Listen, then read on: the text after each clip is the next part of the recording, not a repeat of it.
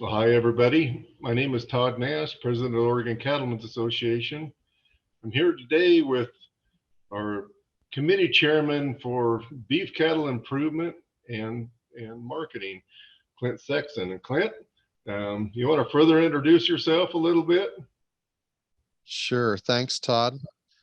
Like Todd said, I help with primarily marketing, but beef cattle improvement is part of my assignment as well. And that's probably more closely related to what I do every day. I work full time for All West Select Sires in semen sales and help acquire bulls here in the West that go on to be put in the catalog and used across the country as well as in some international markets. Okay. Well, Clint, one of the things that we're seeing here is we're definitely seeing cattle prices on the rise. And really, I think the combination of beef cattle improvement and marketing has been highlighted here more of late than maybe ever before. You want to talk about that a little bit? Sure. Right now, I mean, it's a unique situation. They say it's always in a cycle, and we're coming into somewhere around 10 years past the last change in the cycle in terms of high prices. And, I don't think this cycle will be any different. I think there's more focus on the demand for higher quality beef than there ever has been before. We kind of almost think about low choice is the new select. There's never been that sort of change, but out there in the marketplace, there's a lot of demand for beef that marbles well. There's a lot of demand for higher marbling beef that's maybe going to get into the prime grade, but for sure be in the upper 2/3 choice and higher. And so there's a huge move in, at least in what I do, to find genetics that fit that more appropriately. I think there's programs that we're accustomed to here in the West that are even putting more emphasis on that.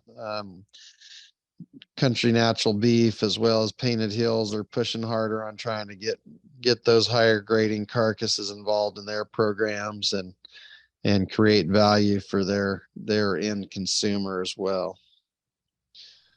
Yeah, and I was listening today talking about some of the fat cattle markets back in the Midwest, and some of those cattle are now seeing quite a difference in those that have the potential to grade higher, and those program cattle that are bringing in the $1.90s, and those more traditional, not as fancy, not the potential to grade high, bringing as low as down in the 70s.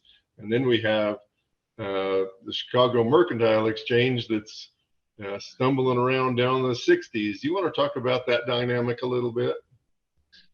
Sure. I mean, there's speculators pushing the Chicago Mercantile around a little bit, is my opinion. Is they're playing the board and they're pushing that around. I think the demand for these fat cattle is going to stay up there. I mean, if you follow the cash market, which is not a huge market, we've talked about that quite a bit before. You're seeing cash cattle trade in those eastern Nebraska, Iowa, upper Midwest, where they're going through an auction yard and bringing those high 70s, even into the 80s. And then if you throw in the genetic potential, there's just so much demand for those cattle that will perform well on the rail, that there's a short supply of it. If you read the CAB weekly newsletter here that just came out yesterday or the day before, that's a real tight supply, and you're seeing more cattle that are not grading up as high. And that's true of this season as we get the calf feds coming out, or the early calf feds coming out. And so any cattle that have that extra potential to grade and be, if they can get up there and be prime and push push the formula above, what's paid, the average for prime. If they can get above that average, there's such a reward for it. These buyers are buying those kind of cattle, and they have a history. Most of us are not aware of the history of what our cattle do, but they know. And they're rewarding those cattle in a tight supply. Like, probably we're in a spot where we're going to see some stuff we've never seen before in terms of price of those kind of cattle. And we may see a bigger spread than we've ever seen before between those upper choice cattle and the cattle that are going to be select, whether it's an age factor or breed origin factor. That spread potential, I think's there. Yeah. And so getting back to that, and you alluded to it a little bit, positioning ourselves selling calves, now that we're seeing fat cattle have a diversion of, because once they were fat, it didn't really matter how they got there. That they were selling pretty much the same across the board. We're seeing some of that spread change at this point, but we have a chance here selling calves and yearlings to have exponentially larger rewards for the right kind of cattle. We talked about this before, but how people tell their story, how would they be able to achieve the best market potential that's out there, you think? So I'm gonna address it from larger load lot situations. I mean, and there's a big share of our membership that does not fit that criteria. But I'm gonna, even those people, if you're going to the local sale barn, I think the number one thing you can do is sell the health of the cattle, that they've been vaccinated, that they've been, if you can get them preconditioned, which I'm not sure in some instances that's gonna pay extra rewards, but they still like those cattle been weaned, 60 days. And then when you get in and talk about the kind of genetics you've been using, and maybe even go as far as the programs of bulls that you've been buying, you're going to open a large window. And I think it doesn't matter if you go to either video market that we're familiar with here in the West, or if you do some direct marketing with some of those places that you purchase your genetics from. I think you're going to have more leverage than you've ever had. And then if it holds true, what's interesting is there are some people backing out of certain programs that we're very familiar with here in this area. And so as those placements back out, that one or two of those particular marketing systems are going to have to go out and procure cattle in the open market that fit their program for natural and GAP4 and age and source verified NHTC. So if you have those kind of cattle and you can put them in those placements that fit their programs, we've already seen it in an April sale where big steers weighing almost 1,000 pounds brought almost $2,400. We think in COVID we got a lot of money for fats at $2,400, and we were jumping up and down. But if they're paying that for 1,000-pound steer, to fit, and I know it's fit in a spot where they're short on cattle or short and tight on supply. But I see that going forward. I mean, it's a perfect storm. We've been talking about it for a year now, and I don't even know if we're in the eye of it yet. I think there's some potential out there to get prices that are unheard of. And so ask you a couple of questions. You can ponder one while you're answering the other. Feed costs coming down. We see the potential for that, which are going to have an increase on our calves and yearlings. And then also the one to be thinking about while you're answering that is what's the cheapest thing? And in my opinion, it's IMF, but the cheapest thing to put into your cattle to recognize the largest gain. So So, feed, but I'll go to feed first. yeah, I mean, cost of gain, I guess I would reference, I'm going to talk about interest first. I mean, that's the one that's probably going to throw the offset in it. Cheaper feed costs, cheaper fertilizer, cheaper fuel. I mean, we're seeing that soften already. Um, there's been some hay offered now at cheaper than you could have bought it last fall because it hasn't been fed. And whether it's an export deal hasn't picked some of that up, or we did have a better crop of feed put up than we thought a year ago in terms of pounds. But I see that. I think there's going to be options to buy, especially feed or hay, cheaper than we have been. And I don't know if it'll be like 2 years ago, but it'll definitely be softer than a year ago.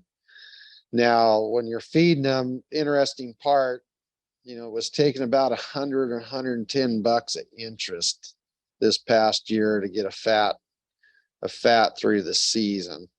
And part of that is extremely high feed costs going into it, but also, there for a while, the prime rate seemed like it was going up every week a little bit. And so that factor, I think, something you really gotta look at, that sometimes in the past we really didn't think about it.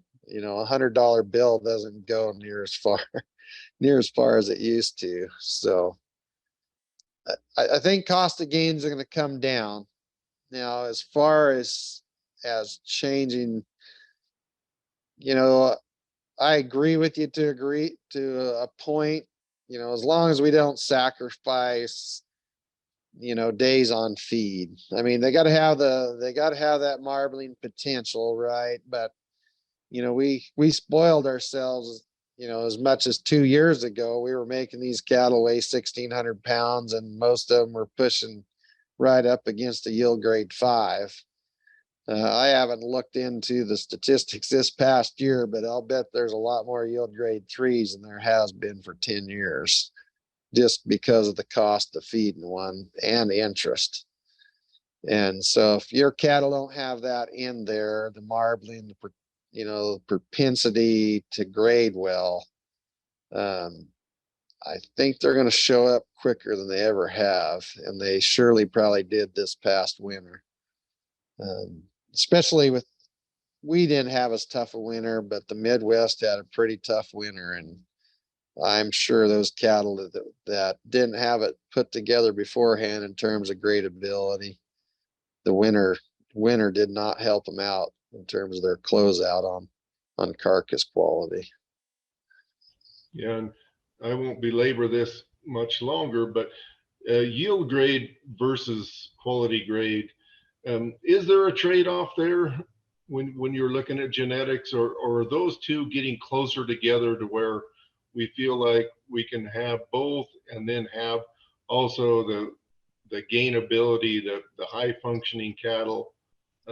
Is there a soft spot? Is there a sweet spot that we can find that all? I would say that we're still, I mean, we haven't been charged a fee for going too far into the yield grade portion of the business. So we can control that with days on feed. And so I don't know genetically if we're doing anything really to stop problems with yield grade 4s. And on the other side, the part that's interesting that you hear, and I've looked at a few closeouts of customers, is, the thing that we maybe aren't paying enough attention to is that we still need yield in the carcass. Last summers I saw some cattle that would have been closing out, and the heifers, were only averaging just over 600-pound carcass weight. And so that gets really costly, especially if you're paying a high premium for those as feeder cattle, or even coming off of a cow.